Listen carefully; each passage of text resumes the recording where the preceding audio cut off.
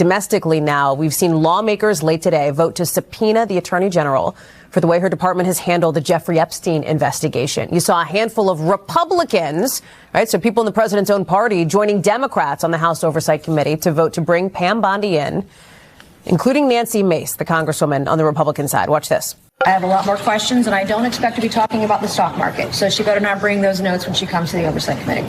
That's a reference to the previous questioning that Bondi went through just some weeks ago in front of a different House committee on this very thing, where you see here survivors of Jeffrey Epstein's abuse stood. They were in the audience. They were wearing shirts that talked about releasing the files. Let me bring in Ryan Nobles, who's live for us on Capitol Hill. So this is interesting. This is a real sort of shot across the bow to the White House, to the Department of Justice, that they're subpoenaing now Pam Bondi. Ryan. Yeah, and it's really born out of a sense of frustration from the members of Congress who are specifically interested in getting to the bottom of the Epstein controversy, that the Department of Justice is just not complying with the Epstein Transparency Act, which requires them to release every file available to the public as it relates to the Epstein files. All right, friends, Adam is here. So what is happening right now?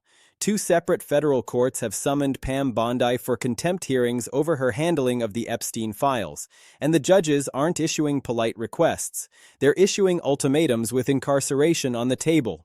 The woman Trump personally selected as the nation's top law enforcement officer is now facing felony charges and a potential prison sentence for obstructing the release of documents tied to the Epstein network. New tonight, the Department of Justice plans to release a new batch of documents related to Jeffrey Epstein to the public, and that's according to a report from MS Now, which cited a person familiar with the decision. This comes a day after the House Oversight Committee approved a motion to subpoena Attorney General Pam Bondi over the DOJ's handling of the Epstein investigation. National correspondent Kaylee Gaskins has more from Washington. I'm certainly interested in getting a briefing from the Attorney General. A rare show of bipartisanship on Capitol Hill as lawmakers push for more transparency in the investigation of Jeffrey Epstein. It's about transparency. It has nothing to do with being a Democrat or a Republican. It's about going after predators. The House Oversight Committee voting to subpoena Attorney General Pam Bondi, demanding she testify about the Justice Department's handling of Epstein-related documents. 5 Republicans joined Democrats to advance the subpoena. The person who held the keys to every federal prosecution is now staring at the inside of one. Let's set the stage with precision because the sequence of this implosion is critical. A federal judge dropped a legal ordinance so powerful it shook the foundations of the legal world.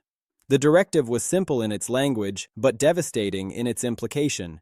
Release the entirety of the Epstein files by the close of business, or face the immediate and severe consequences of contempt. And a judge is unsealing secret grand jury transcripts from Jeffrey Epstein's sex trafficking case. It's the latest in a string of decisions making case files public after Congress passed a law requiring they be released.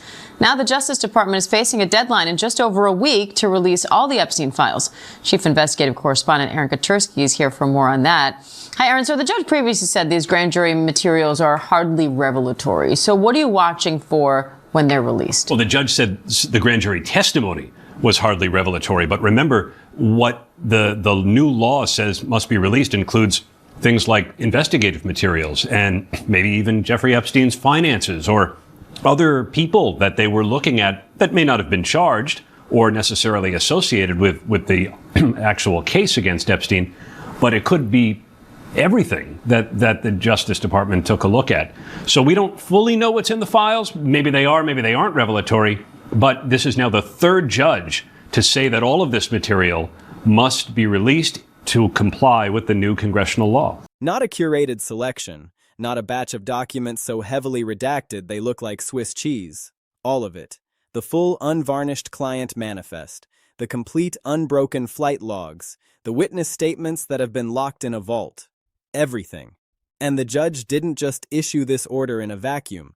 The ruling was explicitly tied to mounting evidence and damning allegations that Bondi's Department of Justice had engaged in the destruction of evidence and a sustained campaign of deliberate obstruction. Pam Bondi says she's not coming. Your committee had issued a subpoena for her to come testify. She says no. What now? Well, we're going to fight to enforce the law and the subpoena. The fact that she was fired doesn't obviate the legal force of the subpoena. The information that the subpoena sought is information that's in Pam Bondi's head. That information was in her head while she was Attorney General. It's in her head today.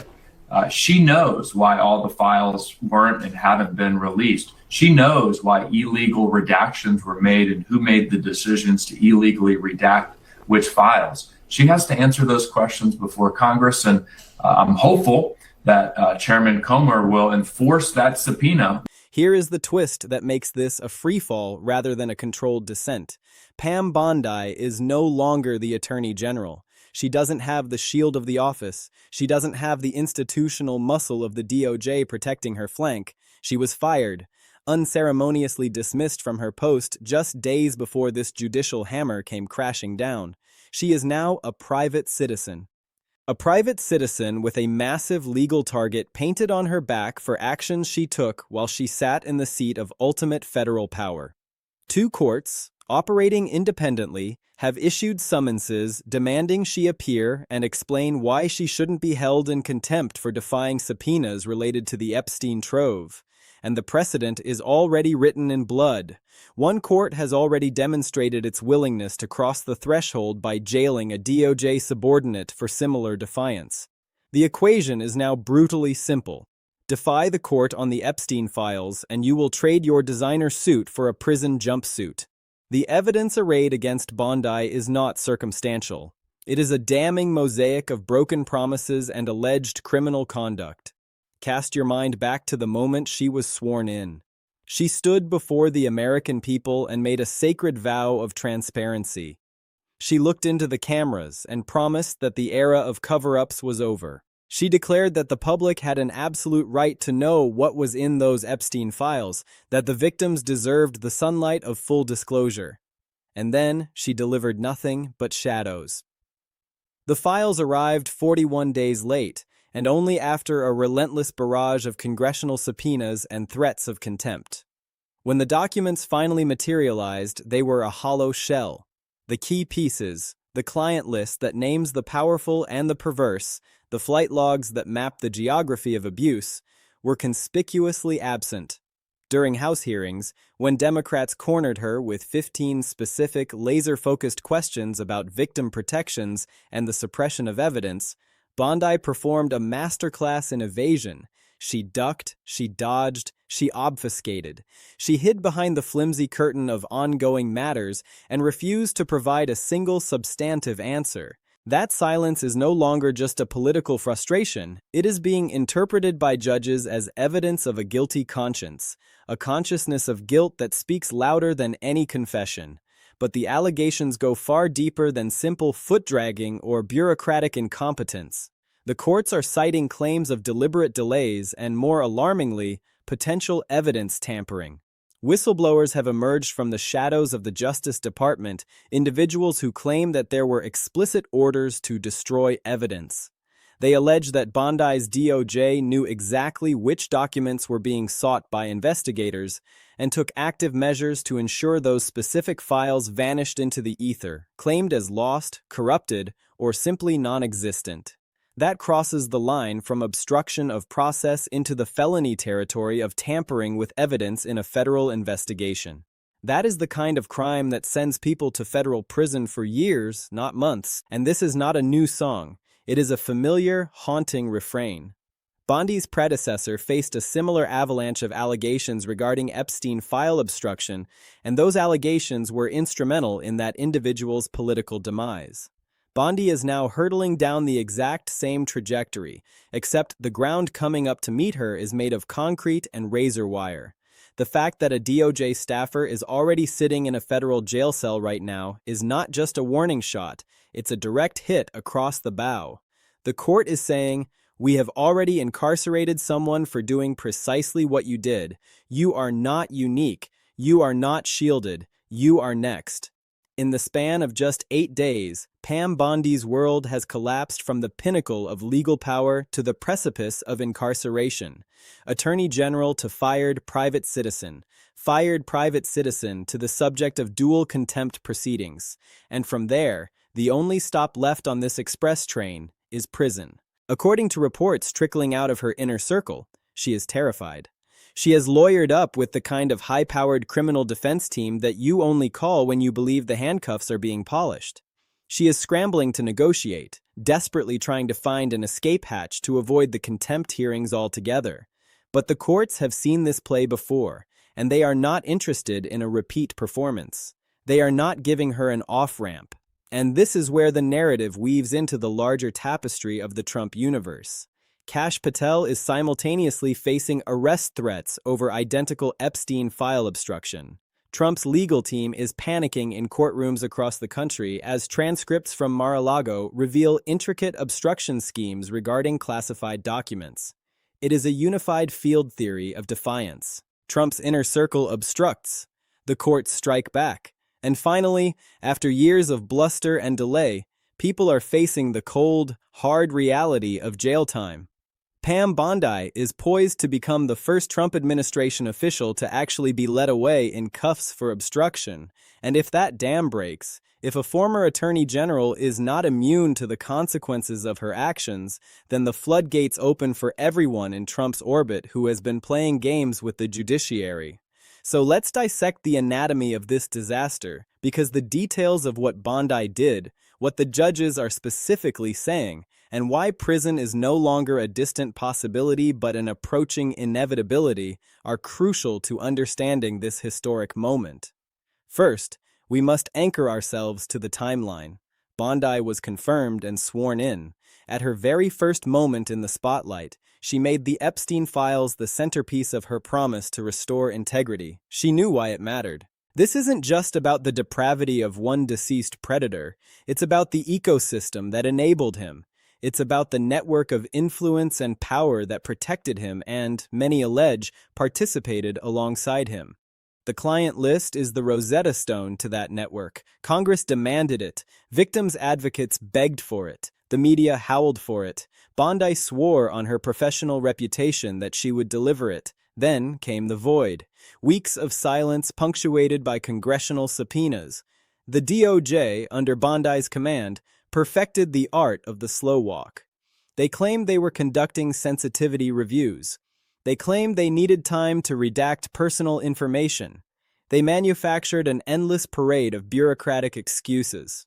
Finally, 41 days behind schedule, a package arrived. It was a Potemkin village of compliance. The client list, the holy grail of the investigation, was nowhere to be found. Flight logs had mysterious gaping holes. Witness statements were so heavily redacted they were rendered meaningless. It was a document dump designed to create the illusion of transparency while meticulously hiding the most explosive material. Congress saw through it immediately. In a tense hearing, Democrats on the House Judiciary Committee fired off 15 specific questions, each one a bullet aimed at the heart of the cover-up. Where is the list? Why the gaps? What happened to the referenced statements? Bondi, with a practiced stare, refused to answer a single one. She dodged, she pivoted, she stonewalled. And in that moment, she believed the power of her office would protect her. She was the Attorney General. Who was going to hold her accountable? Congress can yell, but they can't indict, except courts can. And they did. 2 separate federal courts, tired of the games, issued binding legal orders demanding full release. When Bondi's DOJ continued to drag its feet, those courts issued subpoenas. These are not political suggestions. These are legal demands backed by the full coercive power of contempt. And still, Bondi resisted. It was at this juncture that the courts began to connect the dots, and the picture that emerged was ugly. Whistleblowers from within the DOJ, career prosecutors who had watched in horror as the institution was weaponized for a cover-up, began to talk. They told investigators that they were instructed to delay, instructed to withhold specific documents, and instructed to ensure that the client list never saw the light of day. Some of these whistleblowers went even further, alleging orders to actively destroy evidence, to make sure certain files were permanently lost. That is not obstruction. That is spoliation. That is a federal felony. The judges looked at Bondi's public promises versus her private actions. They looked at the 41-day delay. They looked at the laughably incomplete release. They looked at her refusal to answer Congress. And they looked at the whistleblower testimony alleging destruction. The conclusion was inescapable. This was a deliberate, systematic cover-up. And so, the bombshell order arrived. Release everything by the end of the day. No more delays, no more excuses, just the files. And the judge made it personal. Defiance equals jail. But by the time that order landed, Bondi was already out. She had been fired. She couldn't comply even if she wanted to, which, legally speaking, is a nightmare scenario for her. It means the judge issuing that order wasn't necessarily trying to get the files from her at that moment. The judge was building a rock-solid record for criminal contempt. The judge was saying, I am putting you in a position where you cannot possibly comply, which proves my case that your prior obstruction was willful and intentional. And then came the dual summonses. 2 courts, both with jurisdiction over Epstein-related litigation, demanding Bondi appear for contempt hearings. Both courts cited her refusal to comply with subpoenas, and both courts are operating under the shadow of a powerful precedent. A DOJ underling who worked under Bondi, someone who was executing the policy she set, is currently in federal custody for contempt. The message from the bench to the former Attorney General is clear. Your subordinate is in a cell. Your turn. Let's talk about the specific legal jeopardy here. Criminal contempt of court is a federal offense. Each act of defiance, each order ignored, can stack into multiple charges. Those charges carry potential jail time that can stretch from months into years. But contempt is merely the gateway drug to more serious felonies. If the evidence of document destruction holds up, Bondi is looking at obstruction of justice and tampering with evidence. These are heavy-duty charges that carry significant prison sentences measured in years, not weeks. Her defense options are vanishingly small. She was the Attorney General. She cannot credibly claim she was just following orders because she was the one giving them. She cannot claim ignorance of the law. She was the nation's top lawyer. She cannot claim it was an administrative mix-up. The pattern of obstruction was too sustained, too deliberate, and too targeted. Her only potential lifeline is the advice of counsel defense, arguing that DOJ lawyers told her the delays and redactions were legally permissible.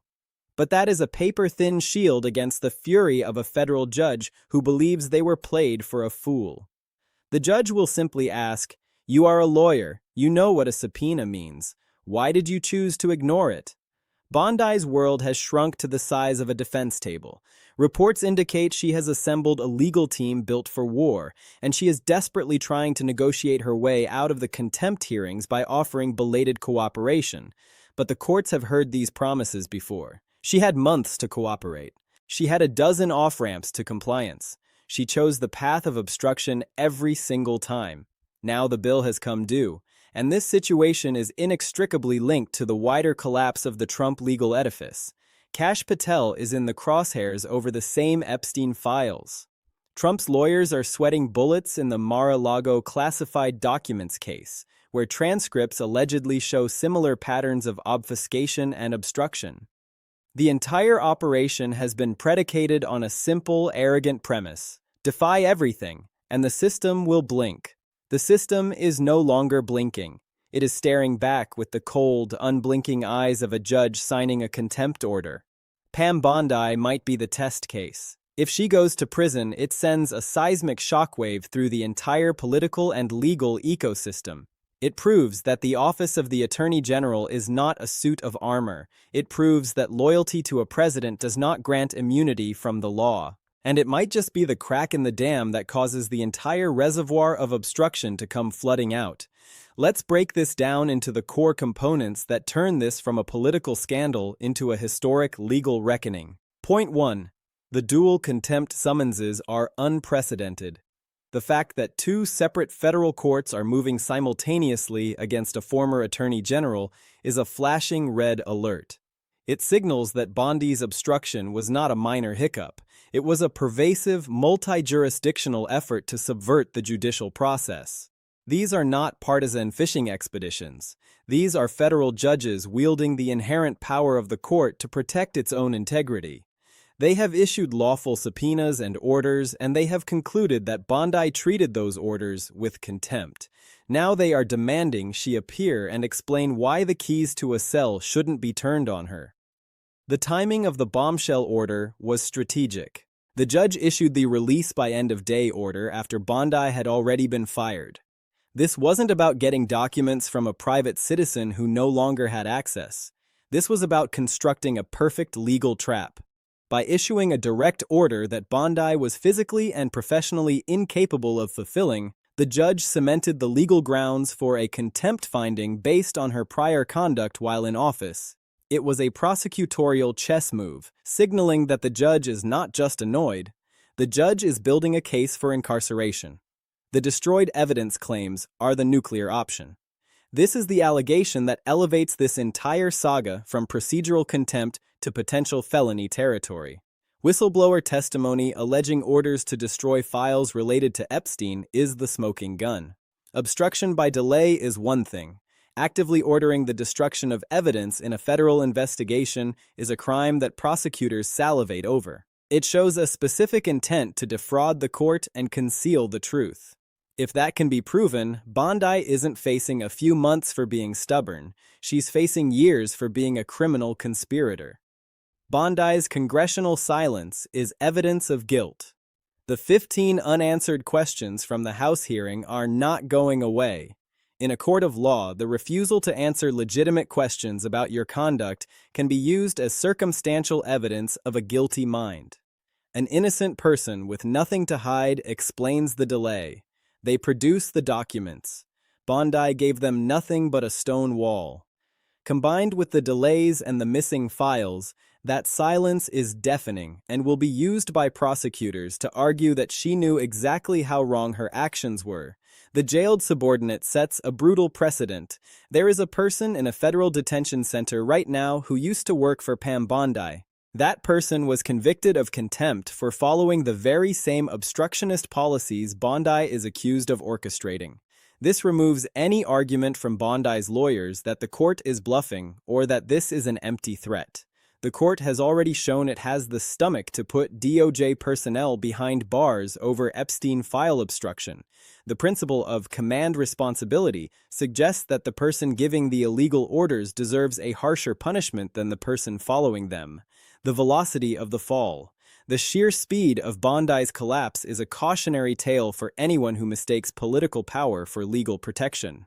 From the height of the Justice Department to the depths of a dual contempt proceeding in just over a year, it is a stark reminder that the law moves slowly, but when it arrives with the force of a tidal wave. She thought she could outlast the process. She was wrong. The myth of DOJ invincibility is dead. This case, more than any other in recent memory, shatters the aura of invincibility that surrounds the Attorney General's office. The AG controls the levers of prosecution. They are usually the ones threatening jail, not facing it. If Bondi goes to prison, it establishes a new, terrifying, for them, precedent that the Attorney General is not above the law. It will fundamentally alter the risk calculus for every future AG who is tempted to use the office for personal or political protection, the political toxicity of the Epstein cover-up. The public has not forgotten. The American people have a deep, visceral need for the full truth about the Epstein network. Every act of obstruction, every hidden file, every official who goes to jail for lying about it adds fuel to a political firestorm. Heading into a major election cycle, the image of Trump's former attorney general in handcuffs for hiding the Epstein client list is an absolute nightmare for the GOP. It feeds the narrative that there is something so damaging in those files that they are willing to commit felonies to keep it secret. Bondi's limited defense options. She is cornered. She can't claim ignorance. She can't claim she was a low-level functionary. Her only real play is to flip. To save herself from a decade in a federal penitentiary, she might have to cooperate with investigators and reveal who, if anyone above her, perhaps even the man who appointed her, was directing the cover-up. The pressure on her to betray the loyalty she has shown Trump will be immense. Prison has a way of focusing the mind. The firing timing is suspicious. The fact that Trump cut her loose days before the heaviest legal hammer fell raises serious questions. Was this a panicked attempt to create distance? Was it an effort to frame Bondi as a rogue actor to insulate the White House from the fallout? The timing looks less like a coincidence and more like a president throwing a loyal soldier off the sled to distract the wolves. Impeachment momentum accelerates. If a former attorney general is convicted of crimes related to a cover-up, the natural next question from Congress will be, who else knew? The impeachment machinery will grind into high gear as investigators seek to determine if the obstruction of the Epstein files was a coordinated effort that reached into the West Wing. Bondi's prison sentence could become an article of impeachment against her former boss. Sustained public outrage. Unlike the flavor of the week political gaffe, the Epstein scandal has permanent sticking power because it involves the abuse of children and the complicity of the powerful. The public rage is not subsiding. It is simmering and intensifying with every new revelation of a cover-up. Bondi facing prison is not just a legal story. It is a cultural catharsis for a nation that has been waiting for someone, anyone, to be held accountable. The precedent for future prosecutions. Bondi's case will serve as the legal template. If the courts can successfully jail a former attorney general for this specific type of obstruction, it opens the door for prosecuting everyone else in the chain of command. Kash Patel, other DOJ officials, anyone who touched those files with intent to hide them. This case is the key that unlocks the rest of the safe. The bottom line is this. Pam Bondi is facing the inevitability of prison because she made a catastrophic miscalculation. She bet that her power and her proximity to the presidency would shield her from the consequences of hiding the Jeffrey Epstein files. She promised transparency and delivered a cover-up. She defied court orders and ignored congressional subpoenas. She stands credibly accused of participating in the destruction of evidence, and now 2 federal courts are holding her accountable with contempt proceedings that are on a collision course with a prison gate. This is a historic turning point. A former Attorney General of the United States facing criminal prosecution for obstruction committed while in office. If the courts follow through, and every indication is that they are prepared to do so, Pam Bondi will not just be a cautionary tale, she will be an inmate. She is scared. She should be. Because prison is no longer a possibility on the horizon. It is the destination flashing on her GPS. The machinery of justice has her in its teeth, and based on the trajectory of these rulings, it does not intend to let go.